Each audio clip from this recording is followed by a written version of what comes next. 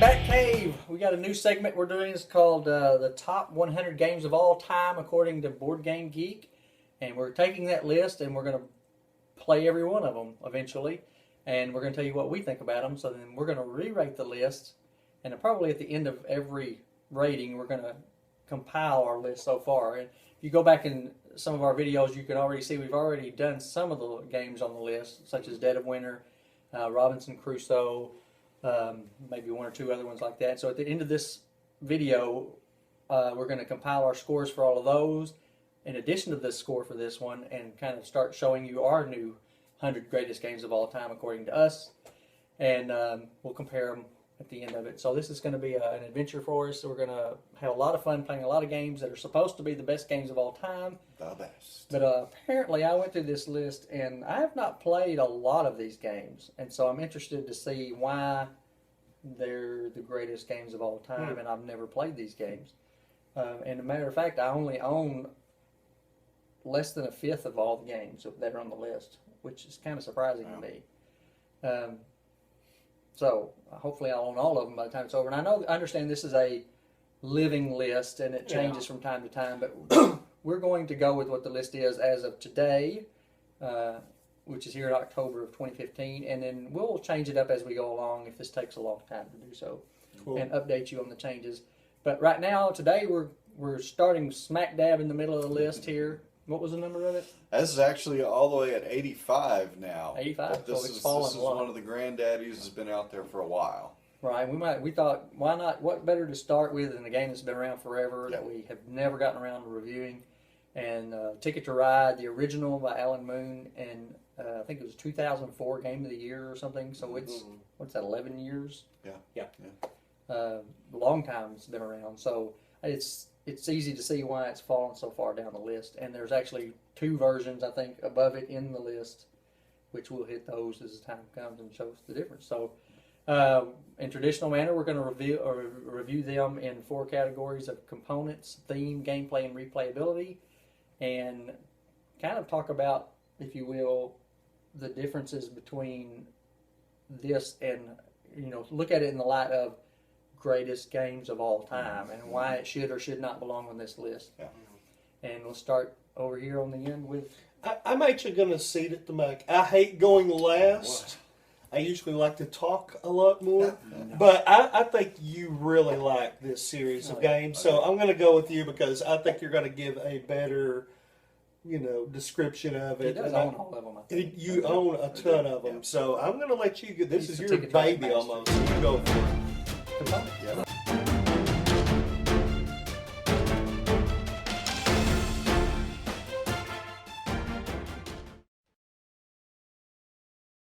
This is a good one. Components on this, for me, this is a pretty basic game. This is a board with your scoring track around the outside of the board, real traditional, and then you've got cards and little train pieces, So in the original, the Ticket to Ride, the original thing, the components here were nice. The board is really nice.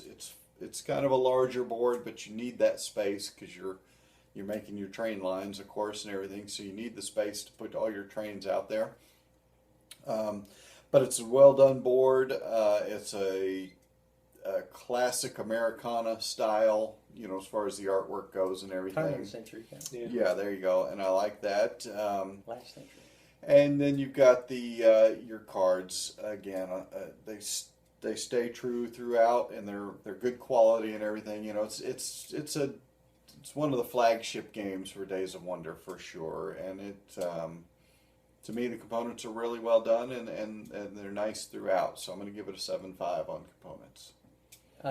First of all, if you haven't played this game yet, if you haven't played a train game yet, this game has, to me, replaced some of these other board games as, this is a gateway game. This is one that I pull out to get non-gamers in all the time, and it's pretty much become the face, or it was there for a long time. It's probably dropping now. It was the face of board gaming for years. And so I was kind of surprised it was at 85, wouldn't pull that out because I figured even 11 years later it would be even higher than that. Mm-hmm. The components, they've had all the money in the world to spend on it. They have no, there's no holding back because they make more money off this game than they have anything else. And now that Days of Wonder has been sold to Asmodee, is that right? Mm-hmm. So now they're going to have tons of money to throw around. The Yeah. 10th edition is still going. The 10th edition, anniversary edition, is going for tons of money. Yeah. I mean, the people are still buying this game. Oh yeah. The newest United Kingdom board is coming out soon, and the map collection series number 5 is coming out in November or December, something like that. So they're still printing new boards and slight variations for this game. Why wouldn't they? Yeah. People are still buying.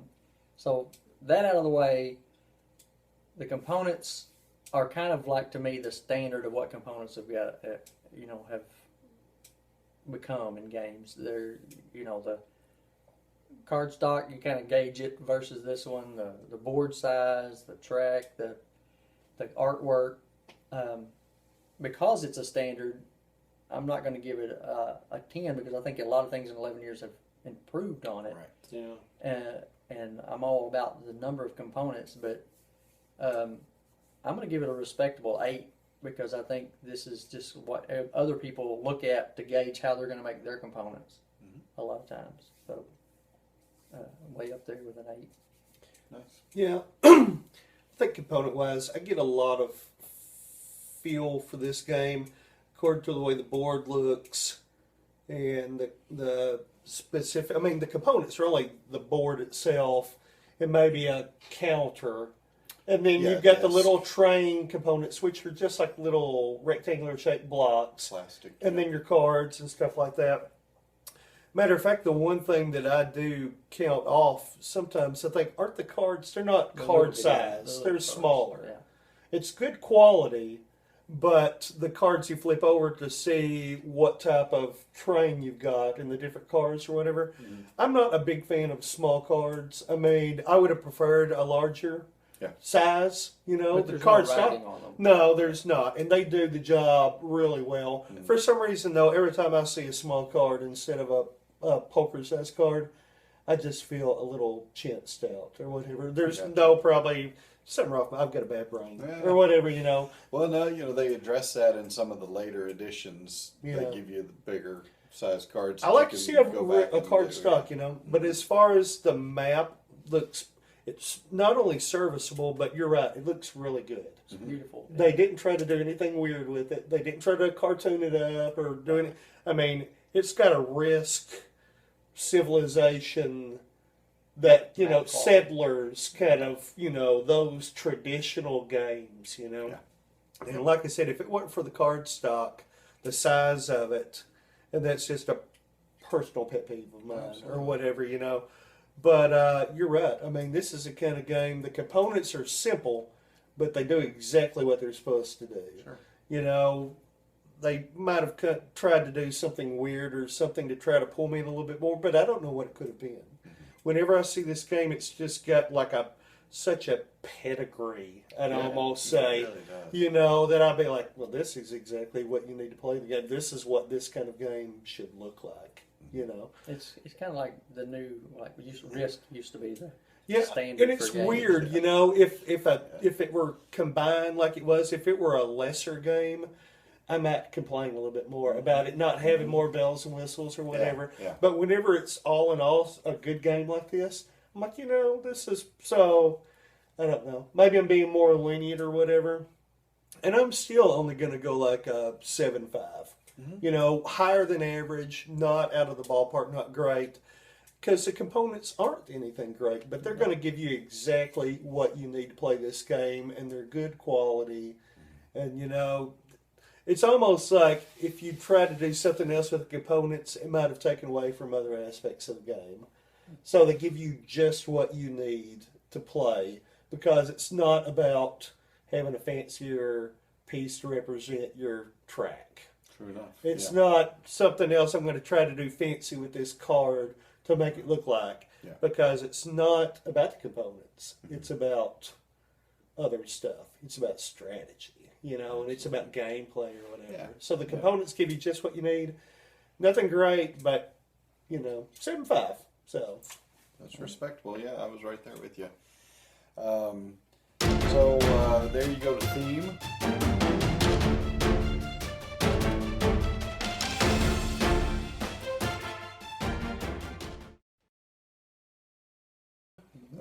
And this game, you know, I feel like we're going to be saying this a lot, but you know, we're reviewing a game that's over 10 years old, but we're reviewing a game also that if you're into board gaming, you should know this game. And but we're reviewing it based on it being on the list 100 greatest games of all time right now. Exactly. So surviving on there for that long and having some of its other versions still on the list, you know, higher up even, is impressive to me. So the theme obviously resonates not just with me, but with a lot of people.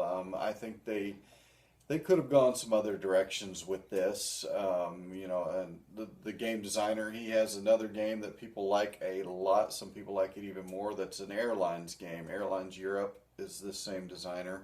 But I think they picked this classic theme. That first board was America, was you know the United States, and it just works so well. So for me, the theme on this is fantastic.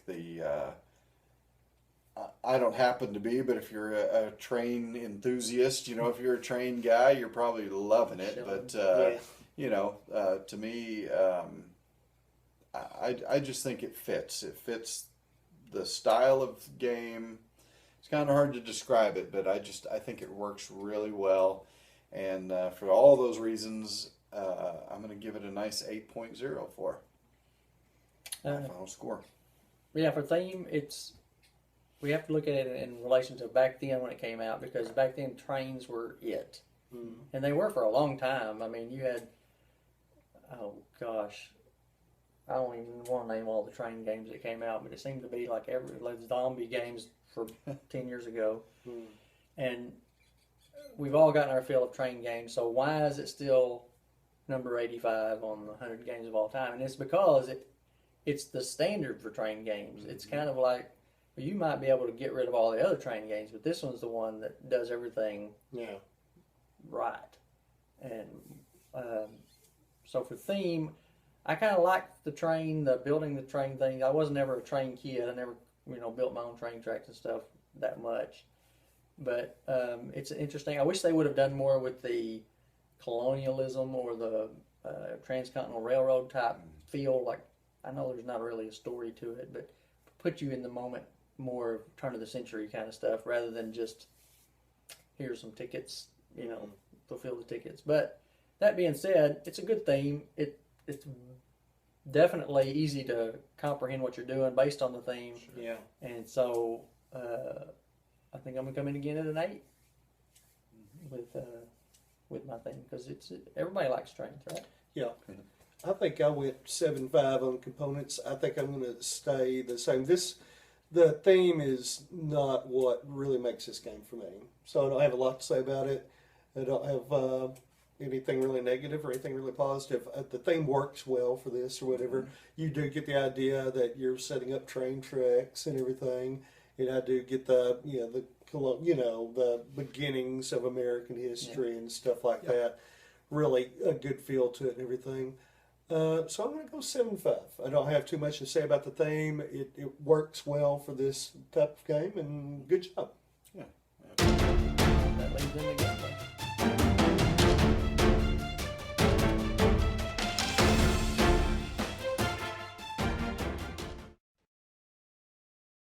Gameplay, great. If you ask me why is this game still on the top 100 list, it's the gameplay. I think it's that perfect blend of, it's not overly complicated, but yet there's definitely strategy going on. There's definite luck involved. I mean, you really, there's probably not a time I've played this game where I've not messed up by trying to reach for a card when it's not my turn, because I'm so anxious and I need that color so bad that when it finally comes up, I think I just jump on it and then I realize it's not even my turn. You know, you just told everybody what color you want. Exactly. So this game, I don't know really why, but for some reason this game really builds that anxiety, or well, not anxiety, that would be bad. The anticipation. It builds the anticipation because you really, you know, you've got it in your mind what you need. You're trying to build your roots, and you're so anxious to see that color come up that you want. This game, to me, builds that suspension better than most, and I'm not sure why it does it so well, but the gameplay on this, to me, is tremendous. So I'm going to give this a 9.0 on gameplay. For such a simple game, I think it just does it almost perfect. Well, I can see where you're going to go high, and it's almost a game that's really high in bluffing and deception for me. It's like a magic trick. You know, whenever you're trying to get a line from here to here, you know, and you're trying to do something, but you don't know what, you don't want to let everybody else know what you're trying to do, because they're going to try to screw you on that. So it's really, you want to do something and not let anybody really know what you're attempting to do. Sure. It's a you're going to misdirect. You want them to look over here whenever you're doing something over here. Okay. And for a game that's not really all the math that's complicated or whatever, that's hard to do. Right. So you've got to have a strategy where you're trying to do about 4 or 5 different things, and then make it all come together at the end. You know. Totally agree.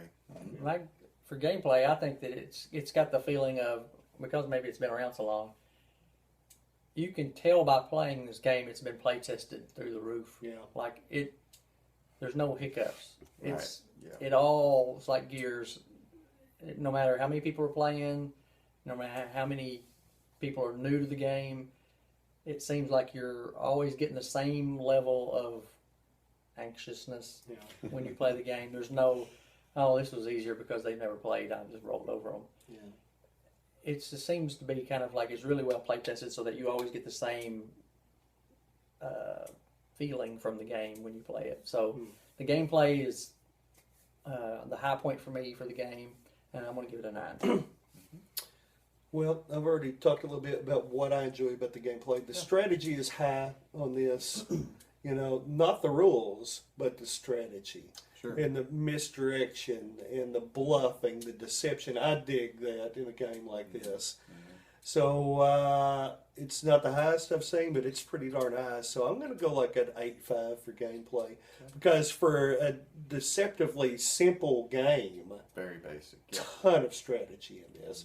But not like high-end strategy. It's just, I can't describe it. You know, there's a lot of different ways you can go about it too. Exactly. You know, and sometimes being deceptive is not the way you want to go. If people think you're going to be sneaky, you just go straight for it. And they'll think you're up to something, and maybe you're not. Maybe you're just trying to do something right in front of them. And Or maybe The you're just old going to reverse psychology. swap out that ticket Yeah. that they're blocking you on for something else. So 8.5 for me. The gameplay is what makes this game for me. Yeah, no doubt. Goes into replayability.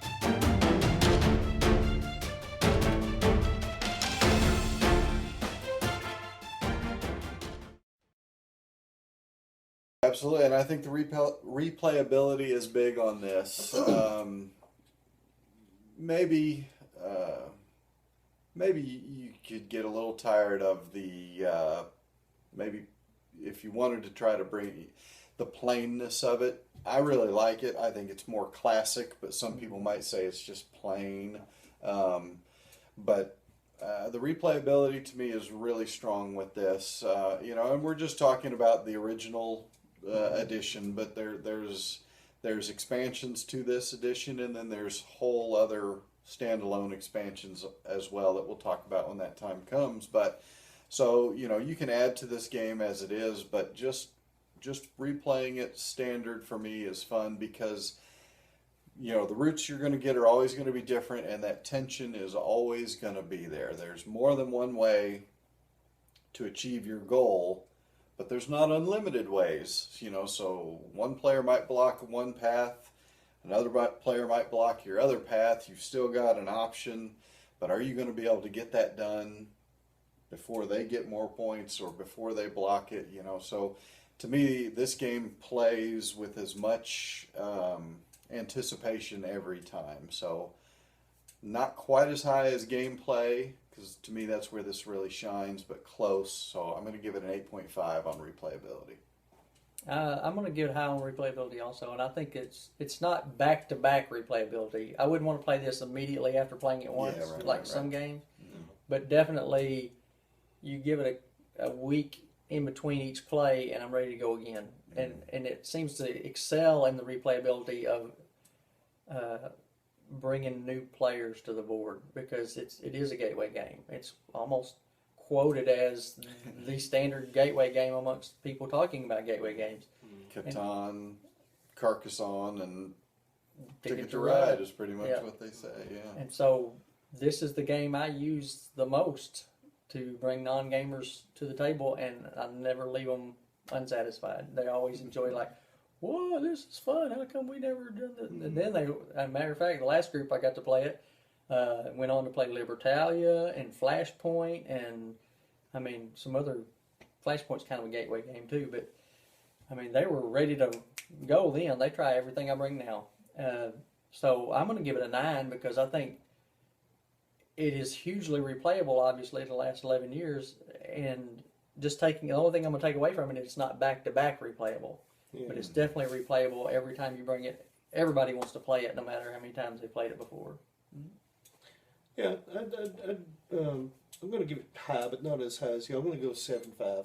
I put it as a game. It's like a risk to me. It's something where, you know, you're right. I'm not going to play it one weekend and want to play it the next weekend. Right. But in 3 or 4 months down the line, somebody says, "Hey, let's play a game. Let's play Ticket to Ride." I'll play it, and I'll enjoy playing it, you know, or whatever. Yeah. But it's definitely not something I'm going to request, and it's not something I'm going to want to play all the time. But it's a game that will last a long time. You can put it on your shelf, and you'll get a lot of play out of this. We'll be playing this for years to come. Yeah. So I'm going to go 7.5. A pretty high score for me, but not the highest I've seen. So, yep. All right, so that wraps up our review of A Ticket to Ride, the original game. And what we're going to do is I'm going to put over his head what BGG thinks of it, their score, their rating. We'll put our score right over the game, and then we'll put what rank it is over his head. Cool. And then you can compare the two, and then at the end of in our credits, we're going to review all the games we've done so far, which is a very few games right now, and we'll show you our rank as it goes, as it grows. And so until next time, we'll be pulling out another game from the BGG Top 100, and we'll see you next week. Cool. See you then. Bye.